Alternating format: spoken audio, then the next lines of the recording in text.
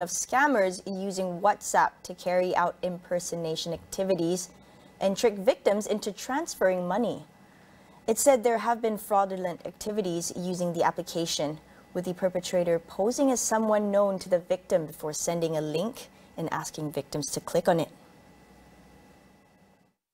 According to CSM's post on Facebook, the victim would lose access to their WhatsApp account once they click on the link.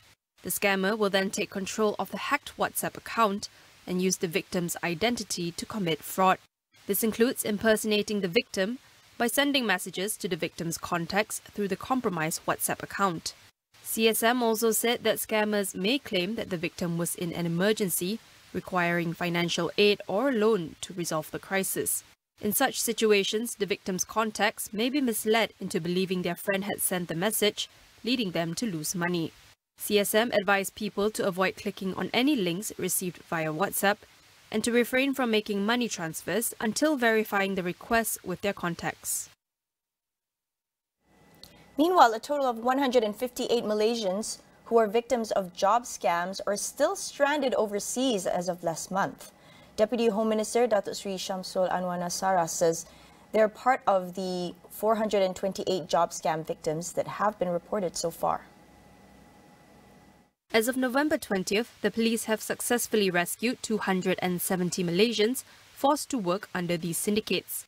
Syamsul Anwar said there had been 325 police reports involving victims in Myanmar, Cambodia and Laos, among other countries. To address the issue of online scams and forced labour abroad, he said the Home Ministry was holding engagement sessions with authorities from several Southeast Asian countries to share information on rescue missions.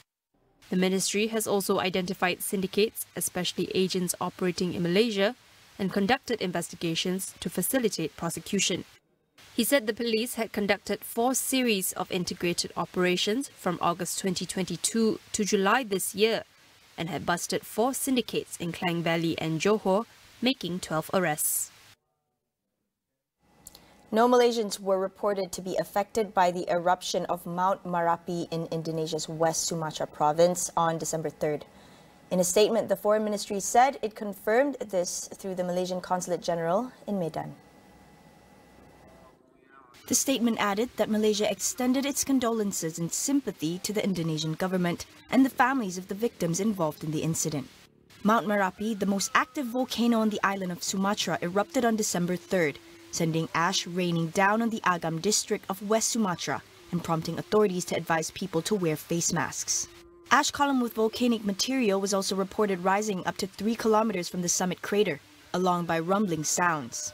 Meanwhile, Indonesian authorities said they had ended the search and rescue operation following the volcano's eruption, with 23 confirmed dead. They said they believed every missing person had been found and evacuated from the mountain, dead or alive, despite initial fears that some hikers had used unofficial routes and were unaccounted for. The Madani government one-year anniversary program will kick off tomorrow at the Bukit Jalil National Stadium. The 3-day program is aimed to promote the government's policies and initiatives introduced during its first year in office. With a target of 200,000 visitors, the program also aims to increase public awareness and understanding of the government's goals. Several services will be available, including counters by the police for traffic summons payment and registration counters for the Rahmah Cash Aid. Each ministry would also set up booths involving breast and cervical cancer screenings, reprinting of public examination certificates, and Rahmah sales.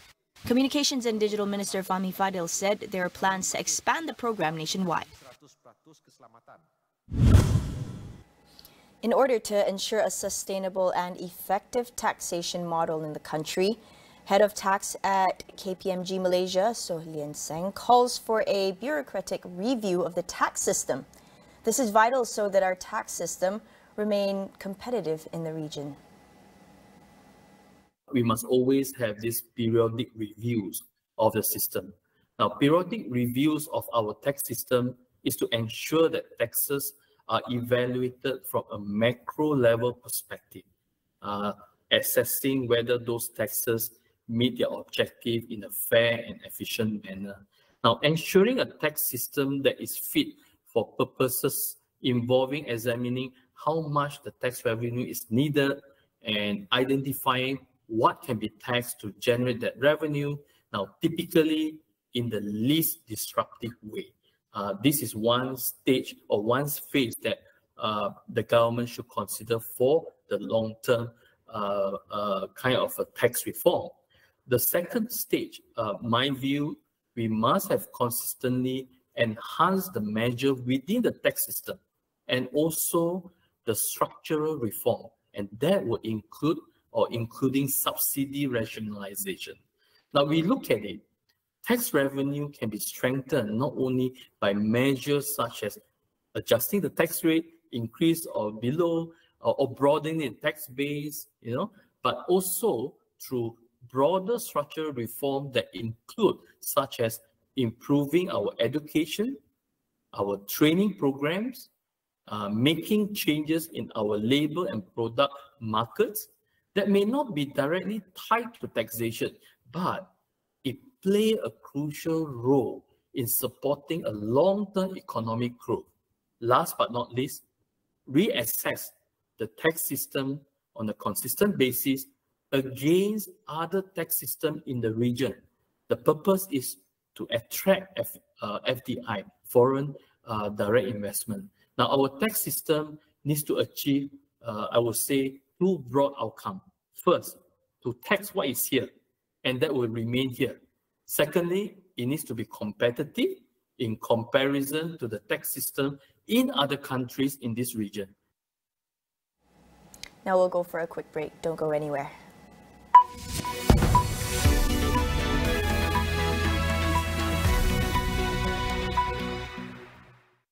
Era Music Hit Terkini. Mereka bersedia sahut cabaran. Pada pendapat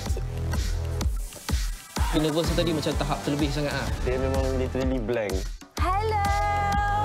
Bakat dicungkil. Bakat lakonan ni sangat penting untuk Hero dan Dewi. Bakat yang paling penting adalah lakonan and show it to us. Siapakah yang berjaya memukau mata juri? Hero Dewi Remaja. Jumaat 10 malam di Astro dan On Demand.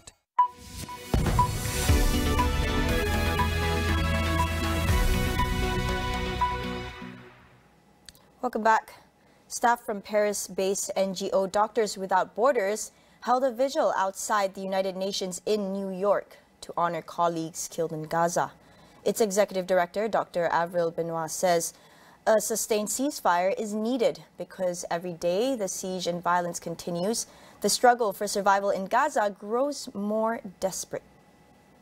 The attacks on medical facilities, on ambulances, on doctors and nurses, and in our case we also lost one of our colleagues who was a laboratory technician. The fact that these people are being killed while trying to bring assistance to the population is unacceptable. And the United Nations passed a resolution some years ago that called on the protection of medical facilities. It was a UN Security Council Resolution 2286, and we do not see it being respected. We do not see humanitarian laws, international humanitarian laws respected here, and we're calling on all parties to the conflict to bring about a ceasefire now because the atrocities against civilians need to stop. Wounded children, including toddlers, packed Gaza's Nasser hospital on Wednesday after an Israeli airstrike hit a residential area in central Han Yunis. Earlier on Wednesday, Israeli forces reached the heart of the city of Han Yunis, forcing Palestinian civilians to seek refuge elsewhere as the number of safe areas decrease. Israeli warplanes also bombarded targets across the densely populated coastal territory in one of the heaviest phases of fighting in the 2 months since Israel began its military campaign to eliminate Hamas.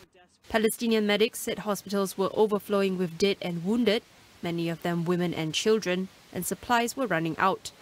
Meanwhile, hundreds of thousands of displaced people driven out of the north were seeking shelter in the dwindling number of places in the south designated as safe areas by Israel. The United States would object to any proposed buffer zone inside the Gaza Strip, as it would violate Washington's position that the size of the Palestinian enclave must not be reduced after the current war. State Department spokesperson Matthew Miller says Among Washington's guiding principles for the future of Gaza was its opposition to any reduction in the densely populated enclave's territory. The Secretary made very clear in a speech he gave several weeks ago in Tokyo, where he laid out the principles that the United States supports when it comes to the end of this conflict in Gaza. One of those principles was that there must be no reduction in the size of Gaza. And that remains our position, and it will remain our position. So if any proposed buffer zone was inside Gaza, that would be a violation of that principle, and it's something that we oppose.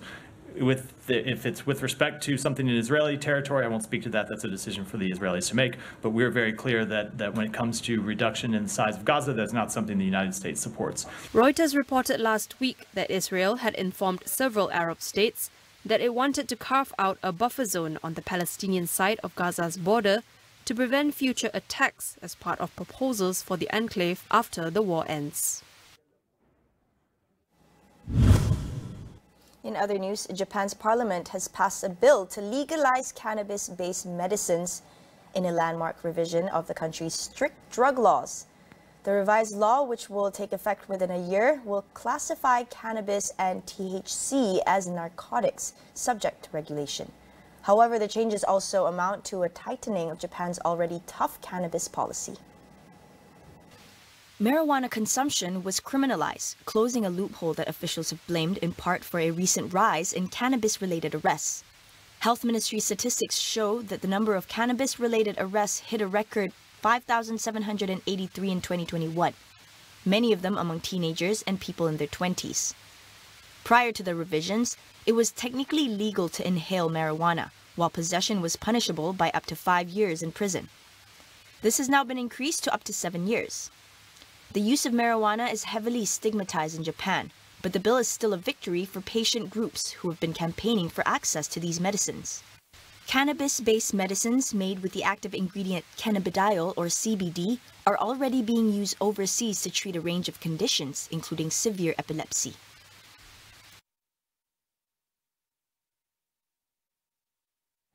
Three people were killed and another seriously injured after a gunman opened fire at a university in Las Vegas.